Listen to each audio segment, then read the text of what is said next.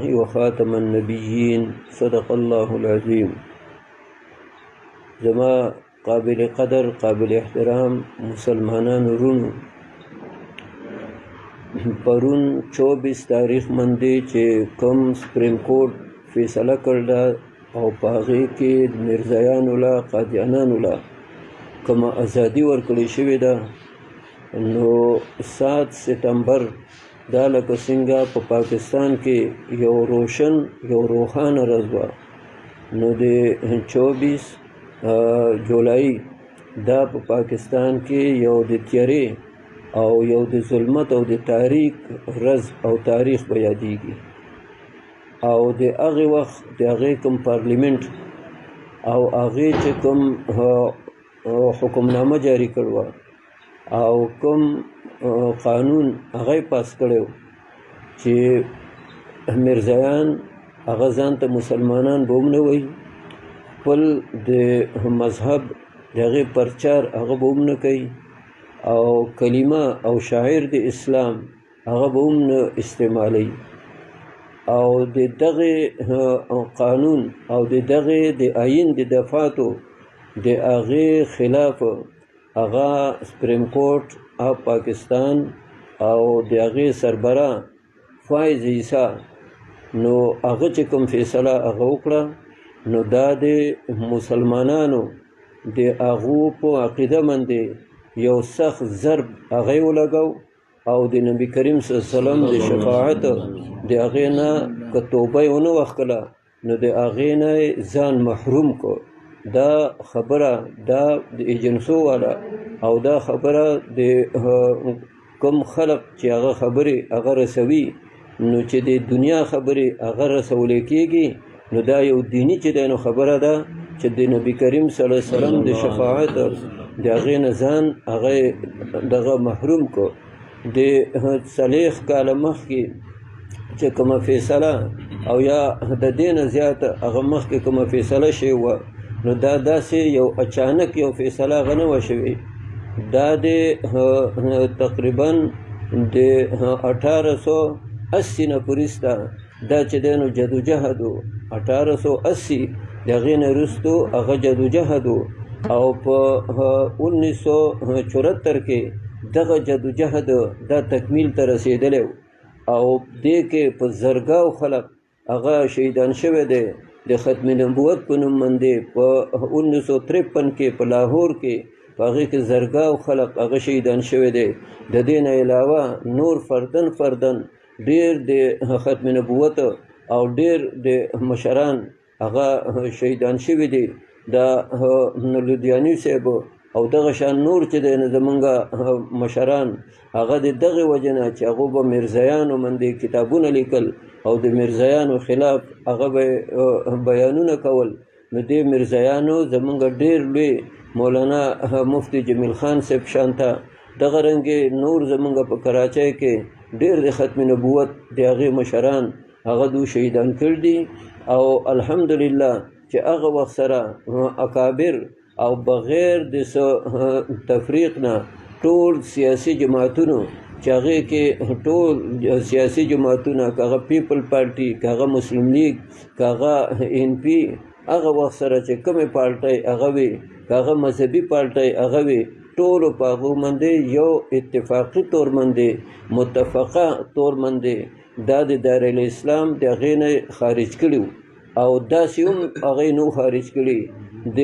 مرزا غلام احمد قادیاني ملعون د هغه نسۍ مرزا ناصر هغه اسمبلی ته پارلیمنټ ته هغه راغوښتی، او کوم الزامات او کوم حوالې هغه چې علماو هغه پیش کولې، نو د هغې کتابونه هغه څخه هم موجود و، هغه به هم هغه صفحه هغه راوښکله او د هغې هغه تردید نشو کولی، ځکه چې هغه کتابونه هغه د هغو د مکتبونه هغه چاپ شوي. نو دغه شان یو فوري فیصله یا یو ایمرجنسي کې یا یو دغه هنګامي طور باندې فیصله نه وه، هغه له ډېر موقع ورکړی شوی وي، او هغه په خپله هغه حوالې هغه د هغې تصدیق یې کړی چې واقعي دا فیصلې دا او دا کتابونه دا زمونږ کتابونه دي، او دې لټریچر کې او په دې کې دا حوالې هغه صحیح دي، نو بیا د هغې ټول متفقه تور باندې بغیر د تفریق نه چې د هغې وخت کوم هغه پارلیمنټو یو ممبر پکې مخالفت نه دی کړی، یو سیاسي یا مذهبي پارټي که هغه د شیعه سره هغه تعلق و، که هغه بریلیت هغې سره چې دی نو تعلق و، که هغه اهل حدیث هغې جماعت سره تعلق و، که هغه هر څوک هغه کو سیکولر جماعتونه او که مذهبي جماعتونه،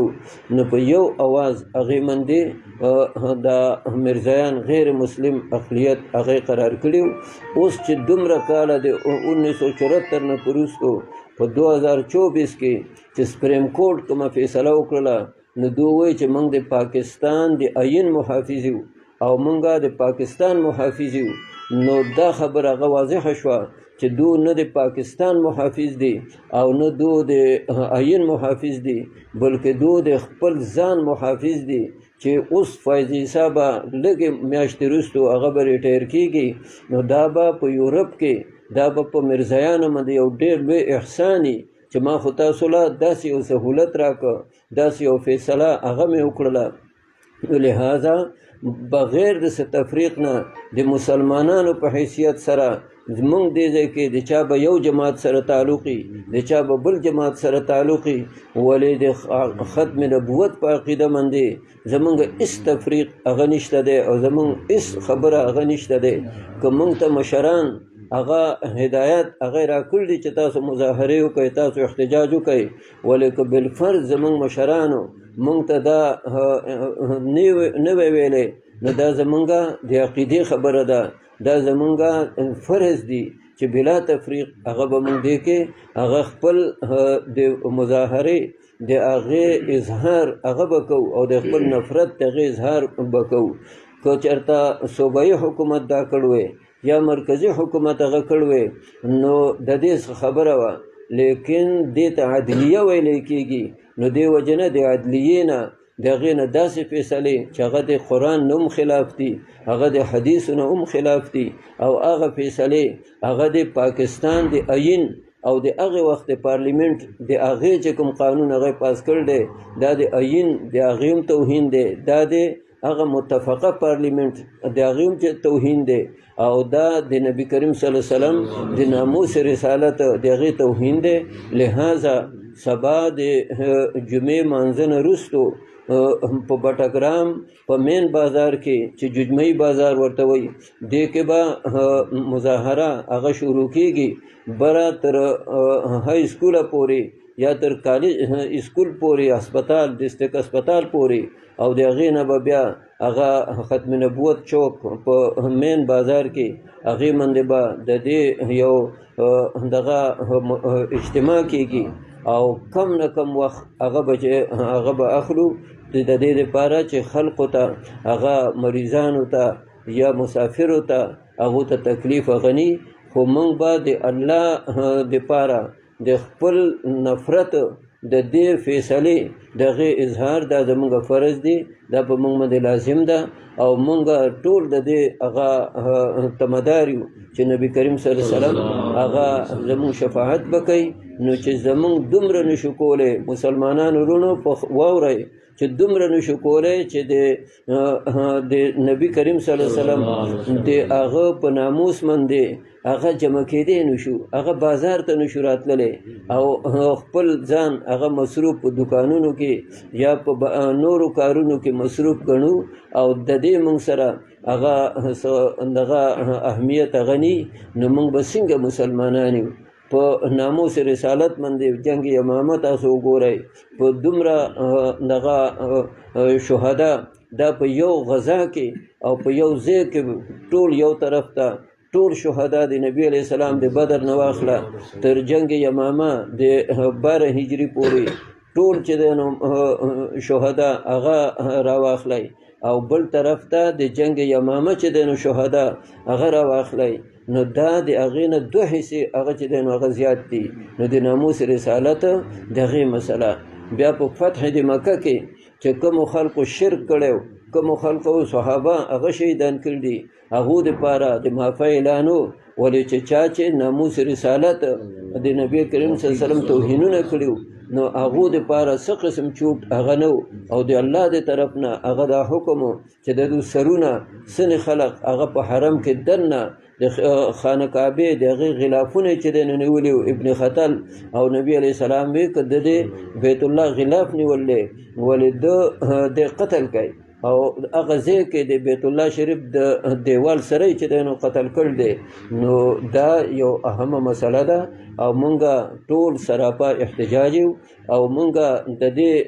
دا مطالبه نه کوو چې دا فیصله هغه بیا وکړي دا د دویم ځل وکړله یو ځل دا فیصله دغه د مبارک ثاني چې مبارک ثاني ورته ویل نه دی پکار مضموم ثاني ورته ویل پکار دی دا ډېر لوی منحوس او ډېر لوی چې دی نو مضموم هغه انسانو چې د میرزایانو د هغه تفسیر هغه چې دی نو خوراوه او په ده باندې په سرګوده کې په هغې کې په دغه پرچه شوی وه او بیا د هغه دغه که رها که او باعزت طور باندې هغه رها که باعزت طور په هغې باندې رها که ویدل باندې چې کوم جیل هغه چې دی نو هغه خیجي هغه خو د مخکې چې دی نو هغه تیر کړ دی نو دې وجې نه هغه باعزت طور باندې رها که نو چې بیا عالمي مجلس تحفظ ختم نبوت هغو دغه وکړه د اپیل هغه یې وکړه نو ده ووایي چې زه ما ته خبرې هغه دی چې دی نو ما سره خبرې دی وکړلی شي نو مختلف چې دی نو تنظیمونو او وفاقونو ته هغو ته یې نوټسې ورکړې په هغې کې یو هغه کوم وفاق او کوم تنظیم چې هغه المورد د هغه غامدي هغه نو غامدي هغه ته د هغه څه حق جوړېږي هغه خو د دې خلاف دی هغه وایي چې پارلیمنت چې دا فیصله کړ دا غلطه کړ ده او هغه وایي چې ممبرانو له هېڅ چاله چې دی نو دا حق هغه نه دی حاصل هغه خو دا هم وایي چې د پاکستان ته اسلامي هغه جمهوریه هغه مه وایه جمهوري پاکستان دی نه د اسلامي لفظ هغه روک کوي او د دې فایض عیسی د ده هغه تحفظ آیین کانفرنس هغه که تاسو واورئ په هغې کې ده دا خبره کړ ده چې په پاکستان کې دا د اقلیت خبره چې خلق هغه چې دی نو هغه کوي وایي زه د دې نه خلاف یم دې کې عیسایان هندوان په دې کې سیکان په دې کې هر څوک چې دی هغه ټول برابر شریک دي په دې کې اقلیت نشته لیکن دا جج صاحب لیک دی وګوري چې مسلمانانو چې انګریزان وخت کړي او مسلمانانو چې دومره قربانۍ ورکړي دي نو هغه ځای کې د هندوانو حکومت قایم شوی دی هغه مسلمانانو ته اقلیت وایي نو هندوان مسلمانانو ته چې چا قربانۍ ورکړي دي هغو ته اقلیت وایي او دلته دی وایي چې کوم غیر مسلم دي نو دو ته اقلیت لفظ هغه مه استعمالوئ کله چې ده په هغه دغه آیین کانفرنس د هغه دقه یو لفظ نه د هغه خبره معلومه شوه زمون خلک چې دیګ پوخ کې نو یوه دانه هغه د روجو ګوري ټول دیګ چا نه دی چک کړی یوې دانې نه پته لګي نو د دغه یوې خبرې نه په هغه وخت کې علما ناست وو دغه وخت کې په برطانیه کې ومه نو ما علماو ته ووی چې دا لفظ انتهایی خطرناک لفظ هغه چې دی نو د استعمال کو د دې به تاسو ته پته لګي بیا دغه خبره هم په دغه کانفرنس کې کړوه چې او دې کې د دغه چې دا دو ته چې اقلیت ویلی کېږي نو ټیک ده اقلیت په دې معنا سره دا د توهین لفظ نه دی مسلمانانو ته په دغه کې هندوستان کې اقلیت ویلې کېږي مسلمانانو ته په انګلینډ کې اقلیت ویلې کېږي مسلمانانو ته په امریکا کې اقلیت ویلې کېږي نو چې مسلمانانو ته کافر اقلیت چې دی نو هغه وایي نو هغې باندې ته نه خفه کېږي او دلته چې مرزایانو ته یا بل یو پارټي او بل یو چې دی نو مذهب والا هغه ته څوک اقلیت وایي نو دی په هغې خفه کېږي نو لہذا د چې کوم خبره هغه کړ ده نو مونږ دا خبره کندم کوو مونږ دا خبره مسترد کوو او په دې باندې چې هر څو سختۍ په مونږ باندې راځي نو مونږ څخه زمونږ د اکابرو د هغو مخکې قربانۍ دي مونږ هر قسم قربانۍ هغې ته تیار یو او په ختم نبوت باندې څه قسم هغه سودا یا څه قسم نرمي هغه مونږ نشو کولی بیا تاسو ټولو علماو ته ټولو عوامو ته دا پیل دی چې سبا په 26 جولای باندې د جمعې مانځه نه وروستو چې په بډګرام کې هغې کې کوم هغه دغه احتجاج کېږي نو دې کې د خپل ایمان او نبی کریم صلی الله علیه وسلم نه د شفاعت د هغې خپل ثبوت هغه ورکوي. واخر دعوانا ان الحمد لله رب العالمین.